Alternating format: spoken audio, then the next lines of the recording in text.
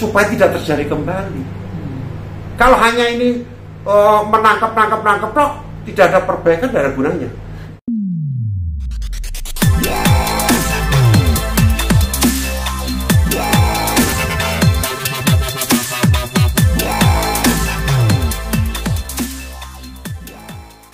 Triliun, korupsi 271 triliun. Oke, yang tersangkanya juga ada salah satu suami dari Sandarev, public figure, jadi heboh. Oke, abang ini sebagai praktisi melihat. Jadi begini, menurut saya kerugian korupsi 271 triliun itu nggak ada. Itu bluffing saja, itu suatu yang membuat sensasi ya. Boleh dibilang sensasi atau apa dari media mungkin ya. Karena saya yakin itu belum telah ada di Kejaksaan Agung. Kerugian itu ada. Kasus korupsi yang dimaksud dalam tata niaga ini adalah potensi kerugian negara. Artinya kemungkinan menurut saya adalah para pengusaha yang terlibat di dalam kegiatan timah itu lalai, lupa tidak membayar pajak, tidak membayar royalti. Itu saja menurut saya yang kemudian Kejaksaan Agung masuk sebagai tuduhan korupsi. Nilainya berapa? Ya saya kira belum dihitung. Kerugian di sini pemahamannya tentu adalah berapa pajak yang mesti dibayar dan belum dibayar. Berapa royalti daerah, royalti produksi ya. Jadi tambang itu kalau kita mengambil suatu itu ada royalti, ada prosentasi yang termasuk ke kas daerah maupun kas negara, termasuk pajak juga. Jadi itu yang mungkin tidak terbayar dengan baik oleh para pelaku usaha.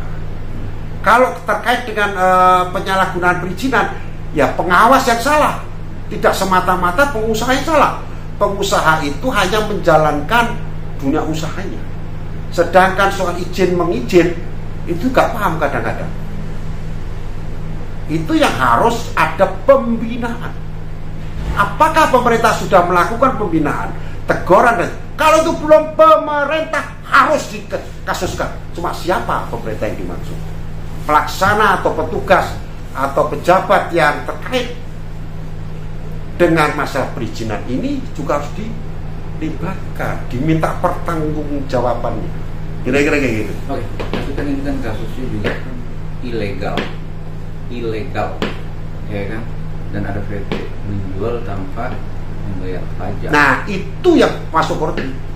Jadi yang dimaksud korupsi di sini adalah bukan ilegalnya. Ilegalnya masalah administratif, itu ada sendiri aturannya, hukumnya. Oke. Tapi kalau itu yang dimaksud merugikan, itu adalah sektor pajak. Jadi orang harusnya bayar pajak dong. Ini harta negara loh, ya kan? Harus ada pemasukan ke negara. Ada dalam hal ini dalam pajak dan royalti.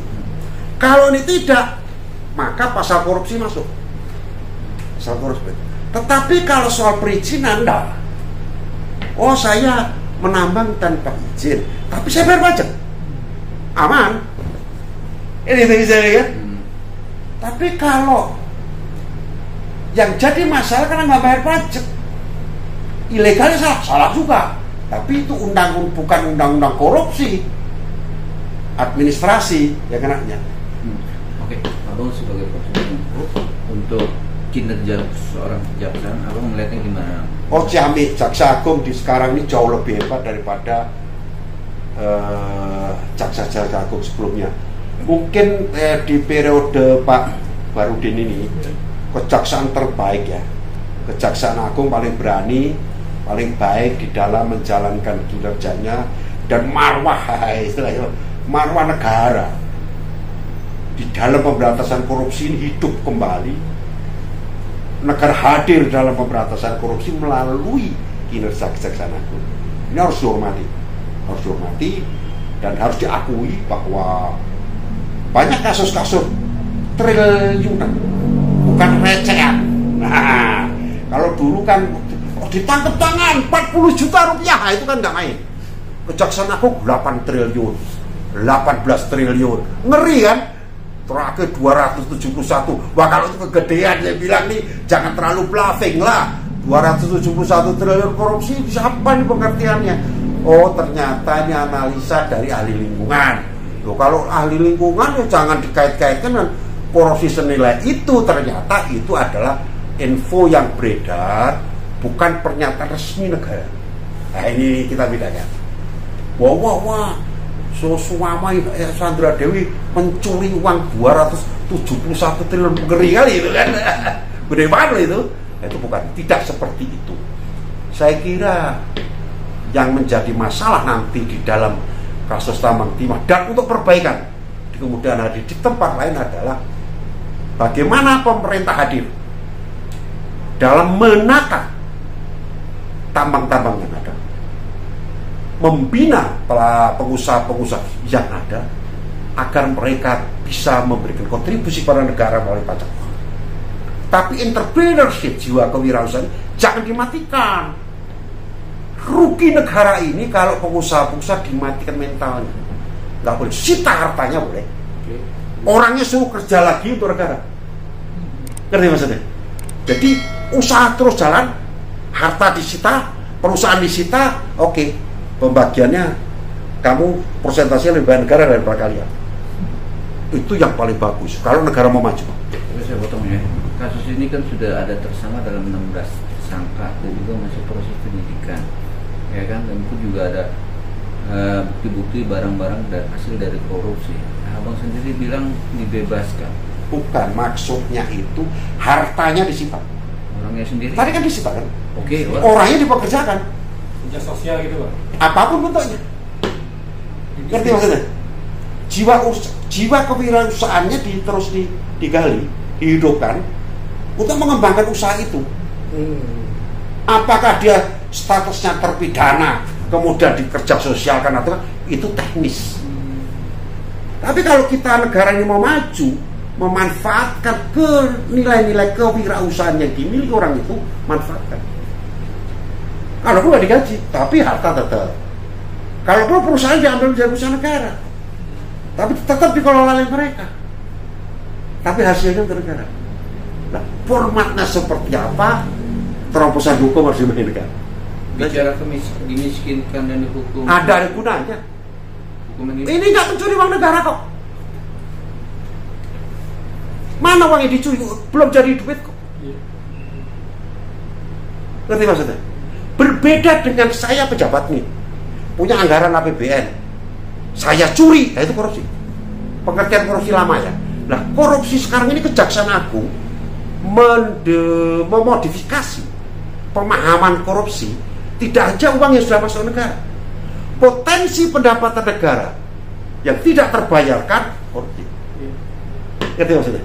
Jadi orang-orang ini harusnya menurut Kejaksaan Agung, lu nggak bayar pajak sehingga potensi negara dirugikan. Bukan uang masuk negara dicuri, bukan. Beda kalau pengertian umum korupsi, pengertian umum ya, ini korupsi juga. Bahwa uang udah masuk nih dalam bentuk proyek, saya curi nih uangnya. Itu mencuri. Ini adalah bekerja kreatif. Harusnya ada negara yang ada penghasilan tuh kan, nggak dikasih negara bagiannya. Beda ya. Tapi kan ini kan merugikan khas negara. Rugi yang mana? Potensi. Ilegal. Ya ilegal yang mana?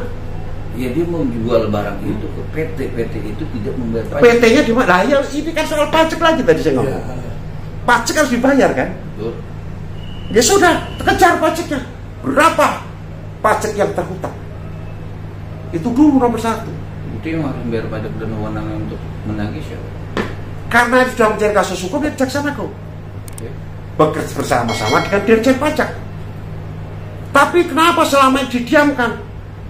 Ada yang salah. Siapa yang perlu pemerintah atau pejabat institusi pemerintah yang terlibat periksa juga. Kenapa itu terjadi kepembiaran? Jadi jangan kemudian pengusaha menjadi korban. Pengusaha, pemerintah, pejabat yang bertanggung jawab dalam pembinaan pertambangan itu juga harus ikut terlibat. Pertanggung jawabannya, kira-kira gitu. Kalau tersangka untuk Kasus tersangka tetap proses hukum saja. Tetapi soal pertanggungjawaban terhadap sistem ketatanegaraan penyelenggaraan negara ke depan untuk perbaikan, semua pihak harus dilibatkan supaya tidak terjadi kembali. Kalau hanya ini menangkap toh, tidak ada perbaikan, tidak ada gunanya. Nggak ada gunanya.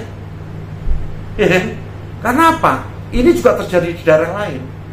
Problem utama di Republik ini mahalnya perizinan. Kenapa mereka? Apakah pengusaha itu bayar pajak nggak mau? Cuma nyuruh izin yang susah. Nah, nebeng ke perusahaan negara. Ini kan begitu nih. PT Timah itu kan sah. Legal nggak PT Timah? Legal. PT Timah legal, negara punya. Legal. Orangnya kerja untuk PT Timah. Ya, yang kita tidak tahu apa yang terjadi sesungguhnya. Karena selama ini kita belum dibuka loh. Gimana kesalahannya? Feeling saya, rasanya Kejaksaan Agung tidak mungkin melakukan tindakan apabila tidak ada potensi kerugian negara. Saya selalu sebut potensi ya, karena belum fake berapa kerugiannya. Sehingga ada potensi kerugian negara, baik itu yang akan datang atau yang sudah harusnya dibayar belum terbayarkan, itu potensi. Nah, akan ada potensi kerugian negara, Kejaksaan Agung masuk. Itu kira-kira. Oke, itu untuk kasusnya. Kalau untuk bicara suami atau istri menikmati hasil dari diduga ya kan hasil korupsi gimana? Ya sah-sah saja. Sah dalam logika apa? Loh sekarang gini loh, si istri emang pengen tahu, ini uang dari mana dapat duitnya? Nggak ada. Istri itu atau suami, ya anak, apapun yang penghasilan daripada kepala keluarga itu, ya semua legal. Tidak ada penghasilan ilegal di mata seorang istri. Ya kan? Ilegal kalau menjadi kasus. Ya kalau nggak kasus kan legal-legal saja. Tapi kan dari kacamata seorang awam, nggak mungkin dong seorang suami bisa menghasilkan triliunan dalam berapa bulan. Harus pun bisa membayar. Siapa bilang penghasilan triliunan bulan? Tahunan? Yang mana nih maksudnya? Kasus korupsi ini. Yang siapa? Sandra Dewi dengan Loh, keluarga Sandra Dewi ini itu nggak kecil sekali yang dikasih Sandra Dewi. Keluarga APPS kan pengusaha besar. Kalau hanya memberikan 50 jet aja juga bisa. Karena cuma 1 jet. Kan gitu kira-kira kan? Oke. Keluarga si Muis. Oh, tampaknya banyak. Coba cek aja. Kan gitu kira-kira. Jadi tidak bisa kalau kemudian kita menyebut, karena kita nggak tahu, sama-sama nggak tahu ya. Okay. Oh ini pendapatan nggak bisa. Oh ini baru dapat kemana? Nggak seperti itu. Ini keluarga kaya, bukan kaya karena timah. Kasus ini tidak. Bisa melihat dari kacamata. Pengusaha sebelumnya bapaknya siapa? Ini kan bukan gelandangan pinggir jalan yang bikin bisnis ini kan. Anak orang kaya, pengusaha tambang, bikin anak-anak perusahaan. Bosnya bapaknya juga. Iya loh. Mana ada anak muda, kamu punya uang 1 triliun, kalau bapakmu nggak punya 10 triliun, nggak mungkin. Ini Republik dunia, bukan hanya di dunia usaha. Di belakang ada Anak muda pasti ada bapak yang kuat. Oke, itu. Nah, tapi di belakang itu ada backingan dan orang-orang penting dengan kasus 271 ini. Melihatnya gimana? Wah begini, orang penting itu yang bekerja untuk pengusaha. Jangan dibalik-balik hidup ini. Tidak ada backing itu. Oh saya pejabat, memfasilitasi orang untuk bekerja. Tidak. Tutup mata kalau terjadi penyelewengan hukum. Itu yang disebut backing.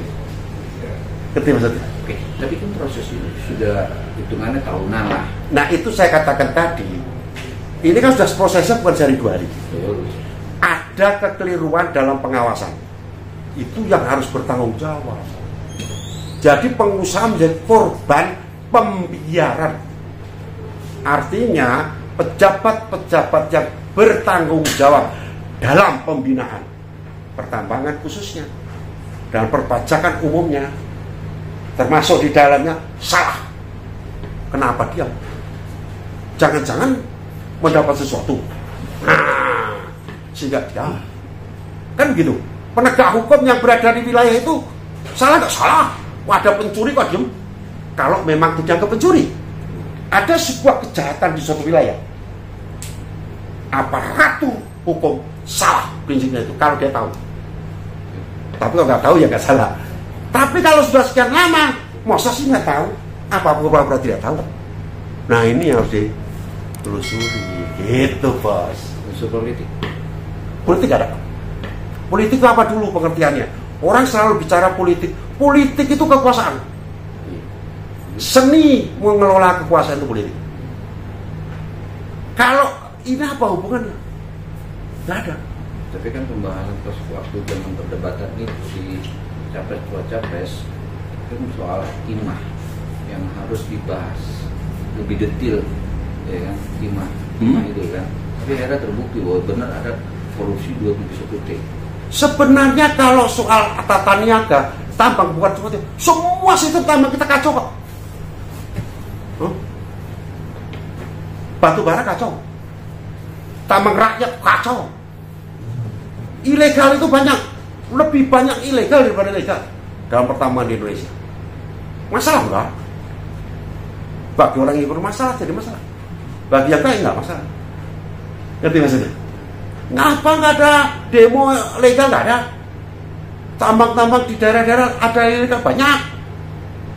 Ilegal dan legal itu kan cuma surat. Oh ini bersurat, ini tidak bersurat, itu aja. Kayak dari saya. Poin benang merahnya. Hukuman bagi tersangka kasus korupsi 271 yang 16 tersangka terutama suami dari Sandra Dewi yaitu HP Muiz. Praktis hukum berpendapat gimana? Tergantung kesalahannya di mana. Ini kan baru tersangka, bebas nggak bisa kok. Yakin itu dihukum? Belum tentu. Suami Sandra Dewi tiba-tiba bebas di pengadilan mati ya kita. Hah? Ini masih praduga tak bersalah, masih jangkau. Terdakwa aja belum. Baru tersangka belum. Tersangka belum terdakwa. Ngerti maksudnya? Terdakwa kalau udah sidang. Ini masih jauh. Jangan-jangan nggak jadi terdakwa, sudah SP3, mati loh. Bisa nggak? Bisa. Mungkin. Karena tidak ada yang tahu sebenarnya apa yang terjadi dengan kasus Timah. Masyarakat umum tidak tahu. Yang tahu hanya Kejaksaan Agung dan Tuhan. Saran untuk sebagai praktisi melihat kasus untuk penyidikan ya jalankan terus. Fokus apa sebenarnya yang terjadi. Kita akan mengadili masalah kerusakan lingkungan atau masalah kerugian negara dari sektor pajak. Yang mana yang akan difokuskan oleh Kejaksaan Agung di samping untuk mengembalikan kemungkinan adanya kerugian negara. Kemungkinan saya katakan belum tentu mungkin. Kemungkinan ada kerugian negara juga untuk perbaikan tata niaga pertambangan di sektor-sektor tempat lain di kemudian hari. Ini kalau yang kasus lingkungan itu pengusaha itu bisa masuk ke dalam hukum juga? Bisa. Di Republik ini Mas, pengusaha itu hanya orang ketir yang sukses sebenarnya. Karena hidupnya itu antara penjara dan rumah sakit. Bener. Nggak ada. Dunia usaha itu hanya orang sinting yang betul-betul sukses. Yang benar-benar normal takut bisnis Indonesia. Benar. Jadi saya katakan ini orang nggak tahu. Bahwa Indonesia aman-aman itu hebat. Paling dangerous, paling menakutkan dan mengerikan hidup untuk pengusaha. Karena serba salah. Benar. Dan selalu disalahkan. Serba salah selalu disalahkan dan dicari kesalahannya. Itu pengusaha. Karena pengusaha dalam punya duit bisa diperes-peres. Nah, ini bahaya di Republik. Nah, sedangkan dunia maju dan tidak tergantung peran pengusaha. Nah, kita mau ngapain mematikan pengusaha supaya bangsa kita tambah susah? Nah, itu politis namanya. Kalau tadi ada unsur politiknya adalah mematikan dunia usaha untuk memiskinkan Indonesia. Ya, ada gerakan seperti itu bisa. Tapi kan banyak berpendapat negara Indonesia banyak yang miskin. Ya. Karena pengusahanya nggak ada. Kalau banyak pengusaha nggak akan ada orang miskin. Karena hasil dari korupsi. Korupsi yang mana? Ini terjadi 271. Ini bukan korupsi loh, 271 itu. Kerugian. Korupsi itu gini. Sampai ada uang negara nih. Iya, Ya. Pak, untuk itu. Sampai curi. Oke, selesai ya. Saya paham.